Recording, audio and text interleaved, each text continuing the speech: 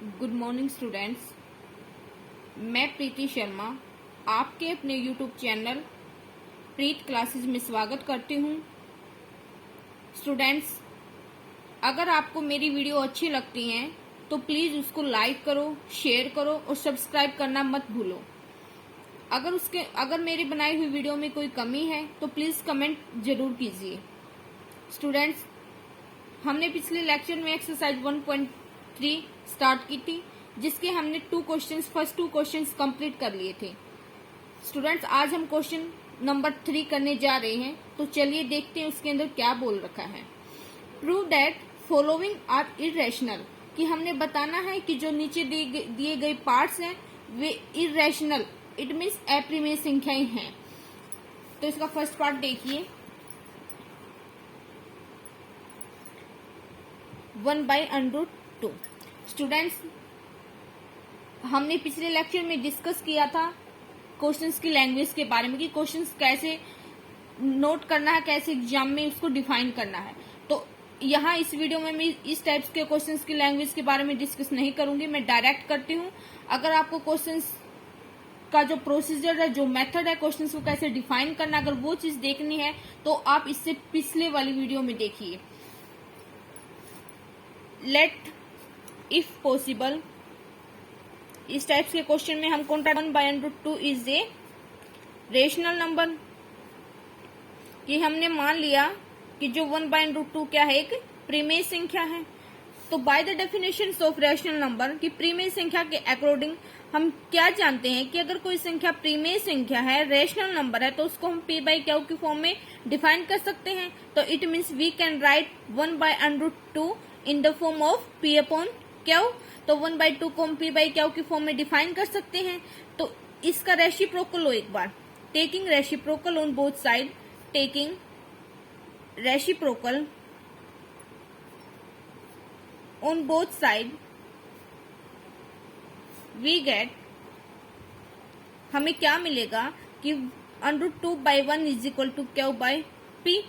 देखिए स्टूडेंट्स, हमने पिछले लेक्चर में भी डिस्कस किया था कि अगर कोई रेशनल नंबर है, उसको किसी रेशनल नंबर के साथ ही डिवाइड करते हैं या उसकी मल्टीप्लाई करते हैं या उसका सब्सट्रैक्शन, इट मीन्स उसको माइनस करते हैं या उसको ऐड करते हैं या उसको डिवाइड करते हैं, इट मीन्स उसका रेसिप्रोकल लेते हैं, तो वो अगेन एक रेशनल नंबर ही मिलता है। कि स्टूडेंट्स, हमने बोला था कि अगर कोई प्रीमेय संख्या है, उसको किसी दूसरी प्रीमेय संख्या के साथ आप जोड़ दोगे या उसको घटा दोगे या उसको पलट दोगे तो वो हमें फिर से एक प्रीमेय संख्या ही मिलेगी। तो यहाँ पे हमने क्या मिल गया, √2/1 क्या हो गया, इज इक्वल टू q/p। तो यहाँ पे q/p क्या मिल गया, हमें एक रेशनल नंबर। तो इस चीज को मैं ऐसे भी तो लिख सकते हैं ना हम, कि √2 इज इक्वल टू q/p, क्योंकि 1 अगर डिनोमिनेटर में है तो उसको हम लगा भी सकते हैं और हटा भी सकते हैं, इस चीज से कोई इफेक्ट नहीं पड़ेगा। तो यहाँ देखिए स्टूडेंट्स, कि उसकी जो लेफ्ट हैंड साइड है वो तो क्या है कि इरेशनल नंबर, और जो ये इसकी लेफ्ट हैंड साइड है वो क्या है कि रेशनल नंबर, क्योंकि इस चीज को √2 है वो एक इरेशनल नंबर है। ये एग्जाम्पल नंबर, जो ये थ्योरम है 1.4, इसमें डिफाइन कर रखा है कि √2 का एक इरेशनल नंबर है। स्टूडेंट्स, आपको ये जो मैथ में जो लैंग्वेज कर रखी है वो समझ नहीं आएगी, इसको हमने ऐसे ही डिफाइन करना जैसे √5 को किया था। तो देखिए, अब since √2 is a, since we know that, ऐसे लिखना, since we know that √2 is a irrational number,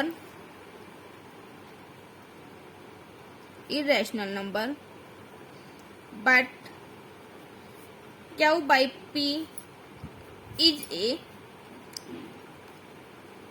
rational number,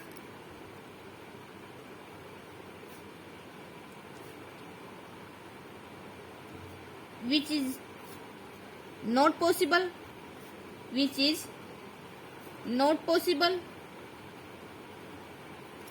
so there is a contradiction, इसको ऐसे वर्डिंग में भी लिख सकते हो आप।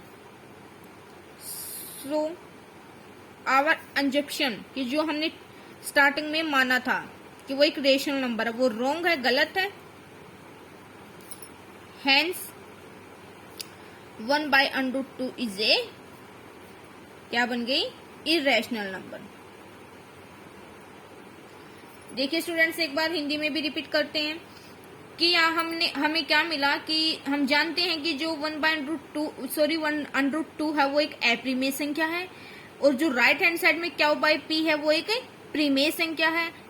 तो यहाँ पे दोनों क्या है, इक्वल हैं। तो हम जानते हैं कि एक अप्रीमेय संख्या किसी प्रीमेय संख्या के इक्वल नहीं हो सकती, तो विच इज नॉट पॉसिबल, ये संभव नहीं है। तो इसका मतलब यहाँ पे क्या आ गई, कॉन्ट्राडिक्शन आ गई।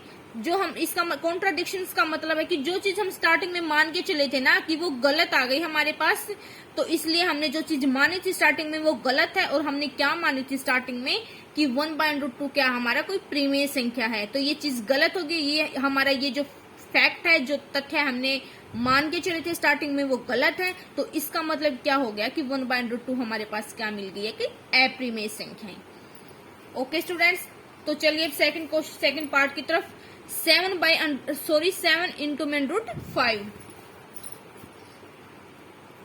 7/5।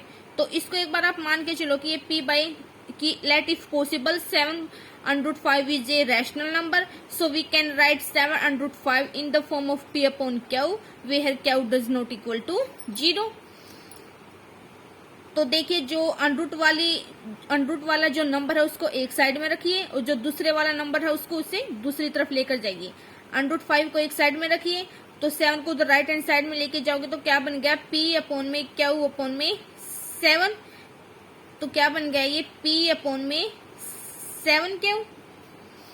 तो देखिए स्टूडेंट्स, हमने पिछले लेक्चर में भी, पिछले क्वेश्चन में भी अभी डिस्कस किया था कि किसी 7 क्या है कि रैशनल नंबर है ना, तो 7 को किसी रैशनल नंबर के साथ मल्टीप्लाई करेंगे तो वो क्या बना देगा, एक रैशनल नंबर ही बना देगा। या हम कहें कि किसी 7 अगर किसी रैशनल नंबर को 1/7 से मल्टीप्लाई करेंगे तो वो एक रैशनल नंबर बन जाएगा। तो इट मीन्स क्या हो गया, √5 किसके इक्वल हो गया, किसी रैशनल नंबर के साथ।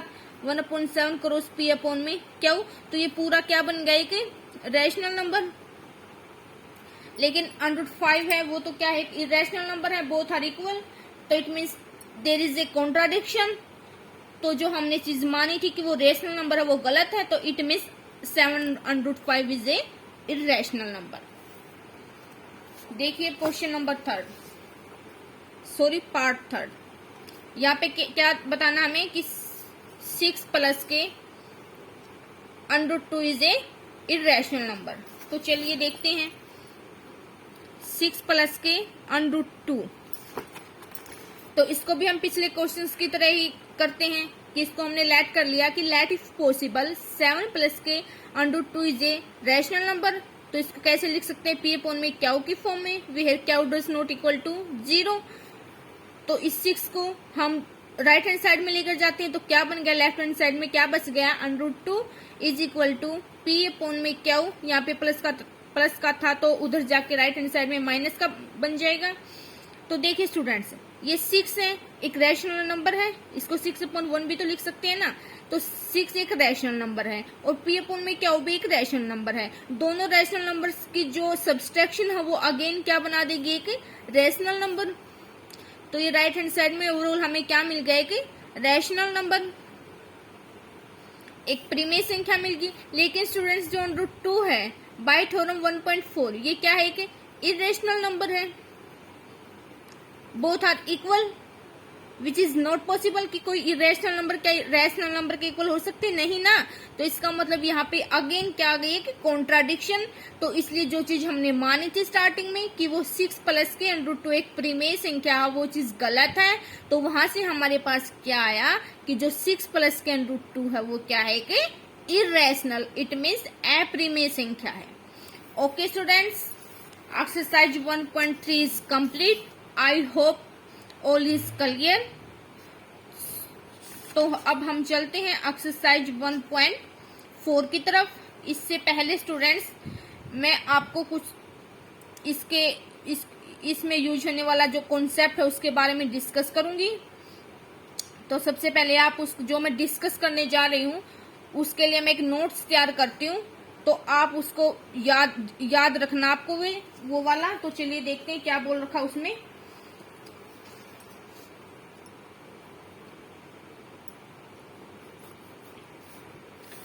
इसमें हमें बताना है कि without actually performing the long state whether the following rational numbers will have a terminating decimal expansion or non-terminating repeating decimal expansion। Students, हम छोटी क्लासेस में तो ये मान लो कि कोई न्यूमिनेटर है उसको किसी डिनोमिनेटर के साथ जब उसको डिवाइड करते थे तो वहां पे डेसिमल पॉइंट भी आता था। जैसे कि हम 5 को डिवाइड करते हैं 4 से तो 1 पे गया, 1 शेष बच, इसका रिमाइंडर बच गया। तो अब हम इसको डेसिमल पॉइंट में डिफाइन करेंगे तो 1 0 उतार लेते हैं तो यहाँ पे पॉइंट आ जाता। अब 2 पे चलेगी, 8 आया, अगेन 0 उतारी तो फिर 5 पे गया तो पूरा पूरा डिवाइड हो गया। जरूरी नहीं कि पूरा पूरा डिवाइड हो, रिपीटेशन भी आ सकती है इसके क्वेश्चंस में। तो देखिए यहाँ पे अब जब हमने 5 को 4 से डिवाइड किया तो उस टाइम पे डेसिमल में उसके पास क्वेश्चंस क्या बना, 1.25। तो ये क्या है कि टर्मिनेटिंग डेसिमल एक्सपेंशन है। तो छोटी क्लासेस में तो हम डिवाइड देके करते थे, लेकिन यहाँ पे इसने बोल रखा कि हमने डिवाइड देकर नहीं करना, हमने तो बताना है कि कैसे भी करके बताओ कि ये टर्मिनेटिंग डेसिमल एक्सपेंशन रखते हैं रेशनल नंबर या नॉन टर्मिनेटिंग। इट मीन्स कि वो हमें पता नहीं कि वो उसका क्वेश्चन कहाँ तक जा रहा है, कि नॉन टर्मिनेटिंग और साथ में रिपीट भी हो रहा है, डेसिमल एक्सपेंशन रखता है। तो देखिए इस क्वेश्चन को करने के लिए हमने थ्योरम 1.5, 1.6 और 1.7 की हेल्प लेनी पड़ेगी, 1.5 की, 1.6 की और 1.7 की। तो स्टूडेंट्स अगर आप मैथ में से करोगे तो आप पजल हो जाओगे, इसलिए मैं इसके लिए एक नोट्स बनाती हूँ। उस नोट्स को आपने कंप्लीट रिमेम्बर करना है, फिर उसका यूज करके आपने इस क्वेश्चन को करना है। तो फिर आप देखिएगा कि जब आप उस नोट्स में से जो चीज मैं आपको नोट करवाऊंगी उस नोट्स में से पढ़ोगे और तब जाके इस क्वेश्चन को करोगे तो आपको इजिली समझ आएगा और आप इजिली कर भी लोगे। तो देखिए क्या है,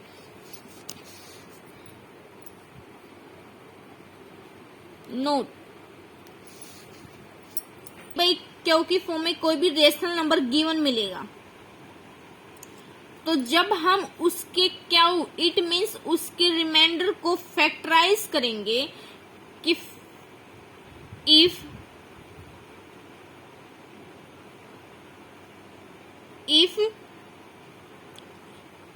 आफ्टर फैक्टराइजेशन क्यू या बोलो कि आप डिनोमिनेटर, देन यदि वो 2/m की फॉर्म का है, जब आप क्यू को फैक्टराइज करोगे, प्राइम फैक्टर्स में स्प्लिट करोगे, यदि वो प्राइम फैक्टर्स में स्प्लिट होने के बाद 2 की पावर m, m कोई भी नेचुरल नंबर है, m क्या है, कोई भी नेचुरल नंबर है, वो 1 भी हो सकता, 2 भी हो सकता, अप टू इन्फिनिटी तक कुछ भी हो सकता है। अगर वो 2 की पावर m में है, कि मान लो 2 की पावर m को हम कैसे लिख सकते हैं, 2 cross 2 cross 2 up to so on, कि एग्जाम्पल लो कि वो 2 की पावर 3 की फॉर्म में है तो इसको कैसे लिख सकते हो, 2 क्रॉस 2 क्रॉस 2। तो उस केस में जो रेशनल नंबर है वो क्या होगा, terminating decimal expansion, then p by q is terminating decimal expansion.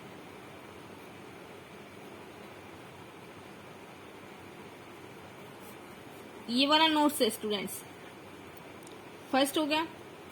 Second देखिए, अगर वो 5 रेज टू पावर n ले लो या m ले लो, वही n कोई भी नेचुरल नंबर है उसकी फॉर्म में है, तो उस केस में भी जो हमारा रेशनल नंबर है वो क्या होगा, टर्मिनेट होगा, ठीक है, टर्मिनेटिंग डेसिमल एक्सपेंशन होगा। थर्ड केस कि जब दोनों 2 भी फैक्टर हो उसका और 5 भी फैक्टर हो, जैसे 2 रेज टू पावर m है, ये 5 रेज टू पावर n है। यहाँ पे स्टूडेंट्स m और n इक्वल भी हो सकते हैं और m और n क्या है, अलग अलग भी हो सकते हैं। तो उस केस में भी जो हमारे पास रेशनल नंबर है वो टर्मिनेटिंग एक्सपेंशन होगा। जैसे कि हम एग्जाम्पल देके करते हैं कि 2 रेज टू की पावर 3 है और 5 रेज टू पावर 4 है, तो क्या बन गया उस टाइम पे भी ये terminating decimal expansion. Okay students, fourth is अगर जब हम क्याउ को फैक्टराइज करते हैं तो उसके प्राइम फैक्टर में 2 भी हो, 7 भी हो और 3 भी हो, इनकी पावर कुछ भी हो सकती है। हमने लेट किया कि ये m है, ये n है और ये p है। जहाँ पे m, n और p है कोई भी नेचुरल नंबर है, तो उस केस में भी क्या होगा स्टूडेंट्स, ये उस केस में होगा ये नॉन टर्मिनेटिंग। क्या होगा, नॉन टर्मिनेटिंग बट रिपीटिंग। कि उस केस में तो हम बता नहीं सकते कि वो कहाँ तक जा रहा है, वो रेशनल नंबर, और वो बार बार रिपीट होगा। इट मीन्स कि मान लो कि वो हो सकता है 1.333333, ये भी तो क्या है, नॉन टर्मिनेटिंग और रिपीटिंग है। कि नॉन टर्मिनेटिंग का मतलब है कि उसका एक एंडिंग पॉइंट नहीं है, और रिपीटिंग का मतलब है कि डेसिमल्स के बाद जो नंबर है वो बार बार रिपीट हो रहा है। तो ये नॉन टर्मिनेटिंग किसकी वजह से आया, 7 और 3 फैक्टर की वजह से आया स्टूडेंट्स। ओके,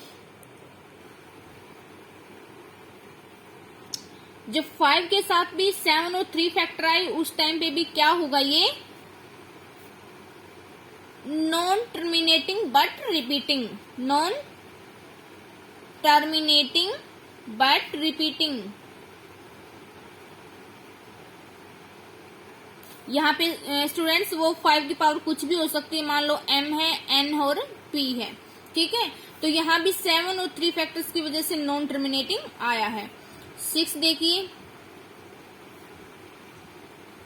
अगर 2 और 5 के साथ 7 और 3 दोनों फैक्टर आ जाए, मान लीजिए 2 की पावर m है, 5 की पावर n है, इसकी 7 की p है और इसकी l है, तो उस केस में क्या होंगे स्टूडेंट्स, उस केस में भी नॉन टर्मिनेटिंग बट रिपीटिंग। देखिए स्टूडेंट्स, जब 2 और 5 फैक्टर्स थे, या 2 अलग था या 5 अलग था, या दोनों एक साथ आए हुए थे, तो उस टाइम पे क्या था, टर्मिनेटिंग था। लेकिन यहाँ 7 और 3 की वजह से क्या बन गया, नॉन टर्मिनेटिंग, और साथ में क्या बन गया, रिपीटिंग। 6 देखिए, जब 7 और 3 एक साथ आए उस टाइम पे देखिए 7 की पावर p इनटू में 3 की पावर चाहे कुछ भी हो l, तो उस टाइम में क्या होगा,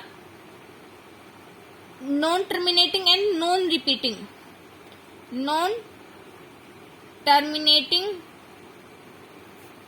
एंड नॉन रिपीटिंग। देखिए स्टूडेंट्स, एक बार फिर रिकॉल कर रहे हैं हम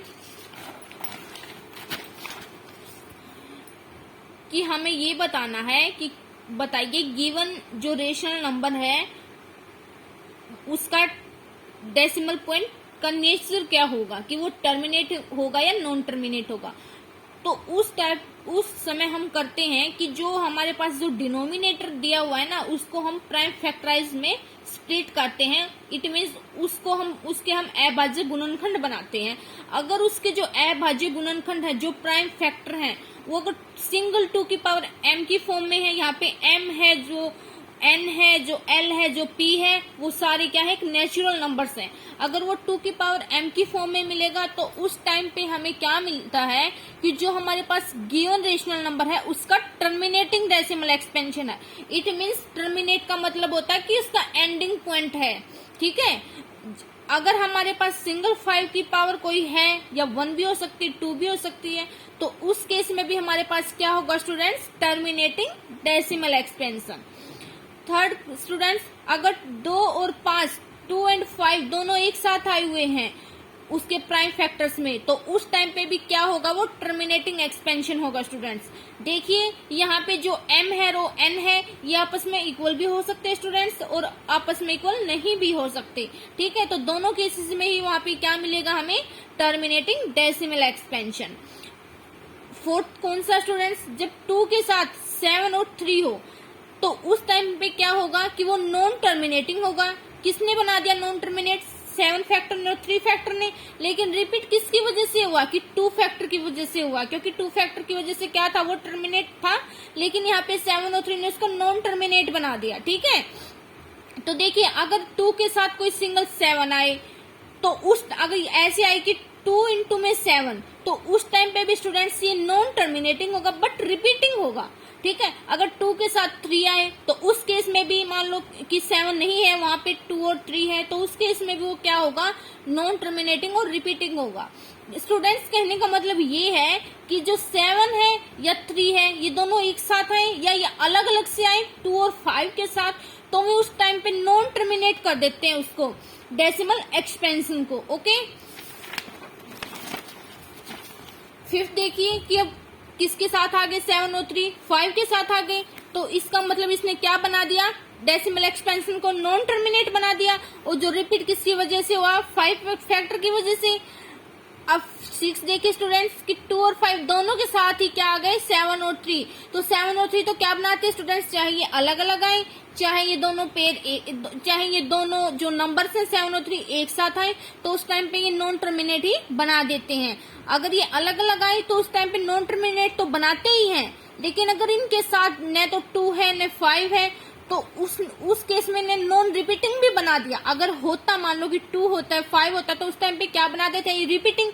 अब इनके पास ये सिंगल 7 और 3 ही है, तो इसलिए यहाँ पे इन्होंने क्या बना दिया, नॉन रिपीटिंग। तो students I hope it is clear, आपको बिल्कुल पजल नहीं होना है।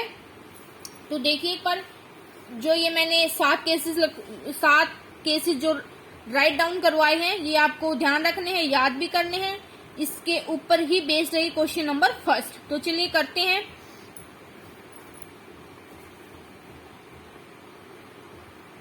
तो फर्स्ट पार्ट क्या है, पी अपॉन क्यू क्या है, 13 अपॉन में 3125।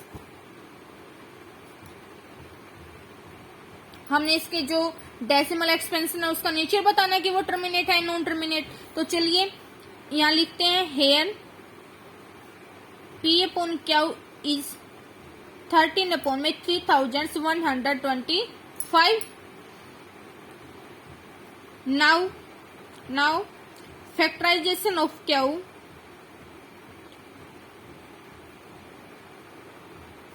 आप यहाँ पे प्राइम फैक्टराइजेशन भी लिख सकते हो। तो कैसे करते हैं हम, पिछले क्वेश्चंस की तरह ही 5 पे गया, 5 6 जा 1 बच गया, 5 2 जा 5। अभी 25 पे गया, सॉरी 125 पे गया, अगेन ये 25 पे गया और अगेन ये 5 पे गया। तो हमें क्या किसकी फॉर्म में मिला,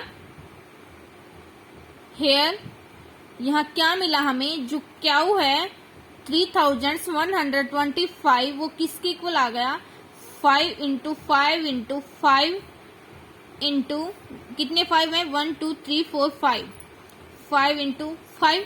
इसको हम ऐसे भी तो लिख सकते हैं 5 रेज़ टू पावर 5, कोई फर्क नहीं पड़ेगा क्योंकि बेस सेम है और ये एक दूसरे के साथ मल्टीप्लीकेशन में है, तो इनकी जो पावर है वो ऐड हो जाती है।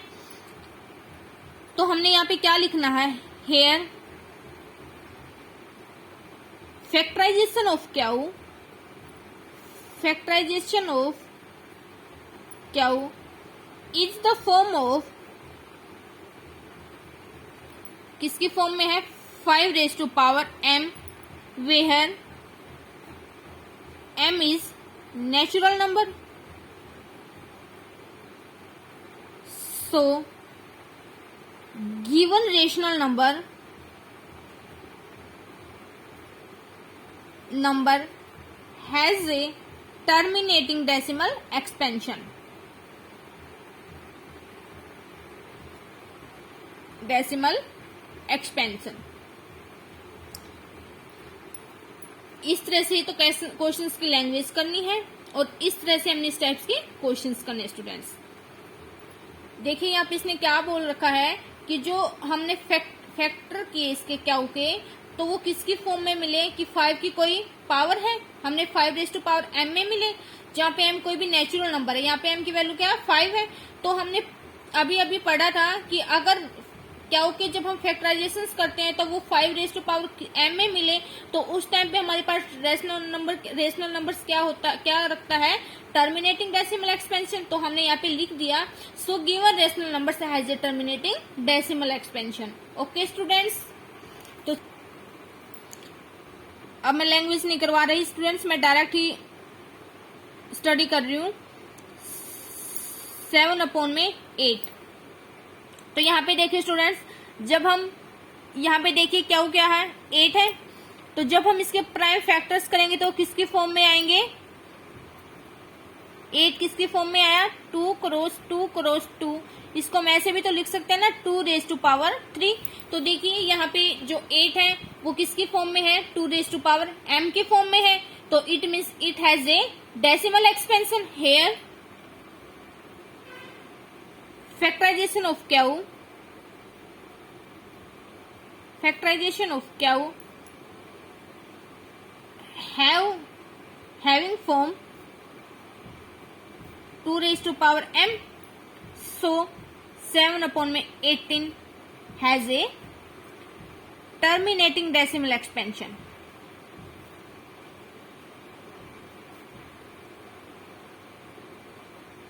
ओके स्टूडेंट्स,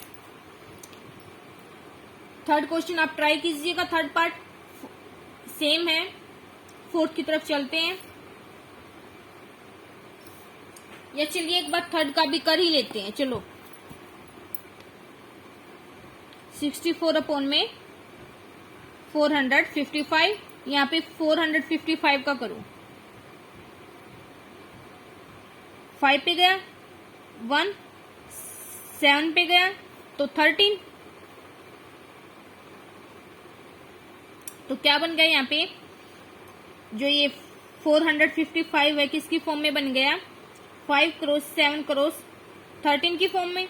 तो देखिए स्टूडेंट्स, यहाँ 5 की वजह से तो क्या बन जाएगा रिपीटिंग, लेकिन जो ये 7 है 13 का हमें कोई लेना देना नहीं, हमने तो ये 7 भी तो दिखाई दे गया ना। तो 7 की वजह से क्या बन गया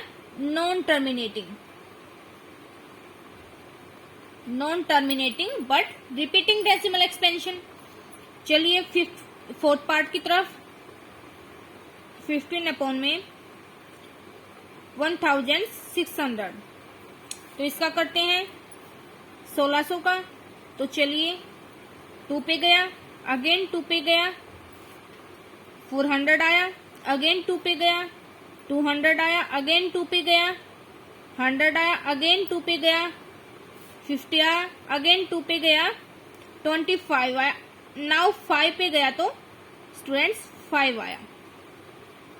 तो देखिए यहाँ पे जो 1600 हुए किसकी फॉर्म में बन गया, या मैं डायरेक्ट लिख दूं, जो ये 2 into 2 into 2 into 2 into 2 into 2 है, तो इसको हम डायरेक्ट कैसे लिख सकते हैं 2⁻1 2 3 4 5 6 इंटू में 5⁻2।